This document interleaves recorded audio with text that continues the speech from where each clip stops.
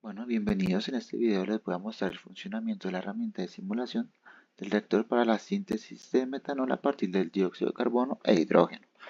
Esta herramienta pues nos va a ayudar a comparar tres modelos: el isotérmico, el adiabático y el isotérmico no adiabático. También este pues incluye los balances molares, los de energía y la cinética del sistema.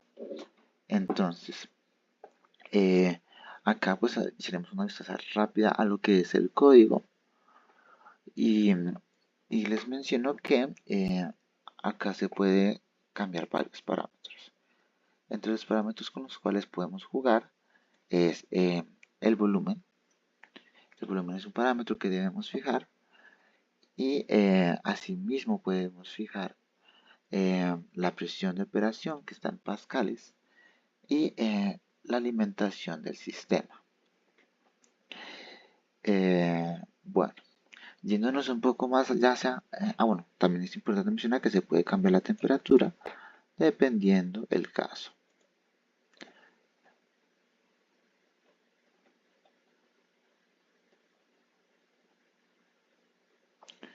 Me perdí, aquí, listo. Entonces, iniciaremos hablando un poquito de cómo funciona. Entonces, primero analicemos el reactor isotérmico. Entonces, en este caso, ¿qué es lo que podemos ver? Acá se supone que la temperatura se mantiene constante a lo largo del reactor y que el modelo solo vuelve los valores molares con la cinética expresada en función de las concentraciones. Entonces, eh, como podemos ver acá, se puede visualizar que es un proceso isotérmico. Acá fijé una temperatura de 595, que son 220 grados Celsius. Este valor lo debemos poner en Kelvin porque si no, tenemos que recordar que la reacción ocurre en valores entre 220 y 280. Entonces, para la solución del sistema de ecuaciones, acá se hace por O de 45 y vamos a seguir viendo las gráficas. Entonces, acá podemos ver los flujos del reactor a lo largo del volumen. Entonces, acá podemos ver lo siguiente. Lo hacemos más grande. Lo primero que podemos observar es que el flujo del CO2, que es la línea azul, disminuye a lo largo del reactor, mientras lo que es el metanol, que es la curva amarilla, y el agua, que es la curva morada, van a crecer a lo largo del mismo. Eh, También podemos observar que el hidrógeno, que es la curva verde, disminuye porque participan las tres reacciones y el CO2, el monóxido de carbono, aparece debido a la reacción RWGS, que el monóxido es la naranja. Pero como también se convierte en metanol, ella también disminuye. Eh, bueno, yéndonos hacia la gráfica de selectividad, ¿qué podemos observar? Entonces, acá la herramienta pues también es capaz de calcular la selectividad del metanol con respecto a la suma del CO2 y la del monóxido. Esa curva nos va a ayudar a evaluar qué tan eficiente es el uso de carbono en forma de metanol en lugar de CO. Como lo podemos ver acá en estas funciones eh, de acá. Bueno, en la ventana de comandos pues, se reportan los flujos de salida de cada especie y la selectividad en el punto del reactor, para el último punto del reactor donde nos encontramos. Entonces, aquí podemos ver la selectividad en el último punto del reactor, es decir, cuando el volumen es 600. Y aquí podemos ver los flujos de salida, que en este caso son estos. Bueno, ya pasando del tipo de reactor, bueno, antes de podemos modificar la temperatura o el flujo para ver cómo cambia. En el caso del flujo, por ejemplo, podemos aumentar el flujo. Ahí, tampoco tanto.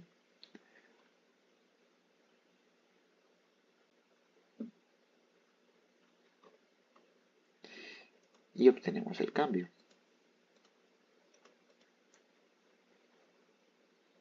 Acá obviamente nuestro reactivo limitante va a ser el dióxido de carbono, que tiende a lo largo del reactor tiende a cero, mientras que se produce el metanol, bueno, se produce y disminuye a la vez la cantidad de monóxido y el agua, pues el agua como no participa en ninguna reacción, pues se mantiene casi que igual. Bueno, devolviendo el valor y cambiando la temperatura, por ejemplo, a 250 que son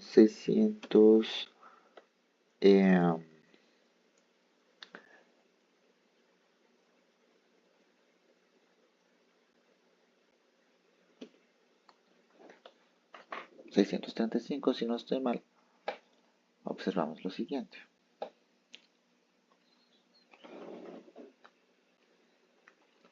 Tenemos un comportamiento similar, pero se ve que está más empinada las curvas, es decir, que las reacciones están sucediendo a mayor velocidad.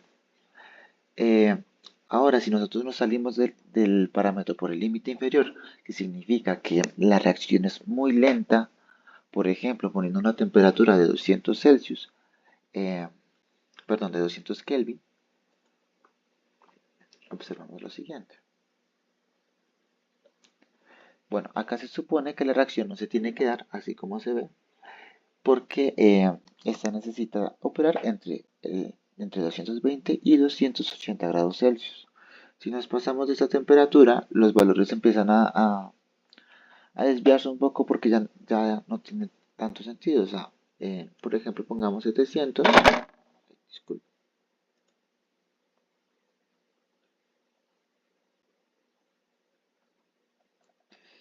y obtenemos esto. No es que no tenga sentido, sino es que simplemente la reacción sucede demasiado rápido y no es tan apreciable los cambios. Por eso mantenemos un volumen de 220, que son 593 aproximadamente.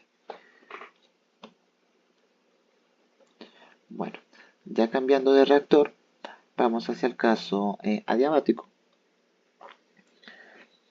eh, donde obtenemos el mismo tipo de, de sistema. El código funciona de forma muy similar al anterior. Entonces, acá este modelo pues, corresponde al reactor adiabático y se supone que no hay un cambio de calor eh, con el exterior, por lo que la temperatura del sistema únicamente debe cambiar por el calor de reacción. Aquí se vuelve, aquí sí se resuelve también simultáneamente los balances de materia y de energía. Entonces esto se hace mediante casteo de 45, lo resuelve. Bueno, ahora yéndonos a las gráficas de flujo y la gráfica de la temperatura, acá podemos ver que también cambian, pero acá tenemos el detalle de la temperatura, que la reacción es lenta. Entonces, si ponemos un 593, podemos ver que podemos ver un cambio más, un cambio mayor. Ahora, ahí. Bueno, acá podemos ver cómo cambia la temperatura y pues la reacción se demorará más por el mismo efecto, por lo que la temperatura no tiende a disminuirse hacia un punto donde no se da la reacción. Recordemos que la reacción se da entre 220 y 280. Eh, bueno, ¿qué más destacar acá? Bueno, también podemos decir que los perfiles de flujo son similares en cuanto a tendencia, pero pues ahora vemos que la temperatura disminuye a lo largo del reactor. Bueno, luego vamos a ir con el caso de un isotérmico no diabático. acá. Acá pues es el tercer módulo y este incluye un término adicional que es el calor que el medio le da al sistema. Entonces, este está definido por UA, que es el coeficiente de transferencia, y la temperatura del medio. Entonces, esto pues va a representar un reactor tubular con camisa o a un, ¿cómo es que se llama? A uno que tenga con tubos con refrigerante. Entonces, acá pues somos lo mismo, podemos observar el sistema, cómo se resuelve el sistema de ecuaciones. Y acá la temperatura ya no ya no está de forma libre porque como en los dos casos anteriores, acá el término de intercambio de calor limita la temperatura del reactor y produce un perfil térmico más controlado, lo que se va a reflejar en una operación más estable desde el punto de vista de la conversión y la selectividad.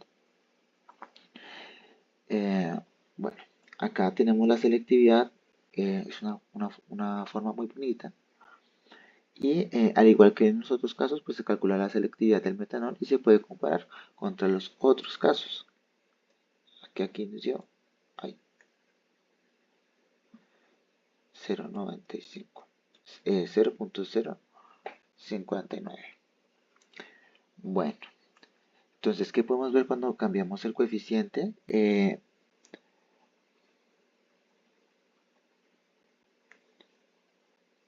Se me perdió, se me perdió. Eh, Acá está. Entonces, digamos que cambiamos el coeficiente por un valor más alto.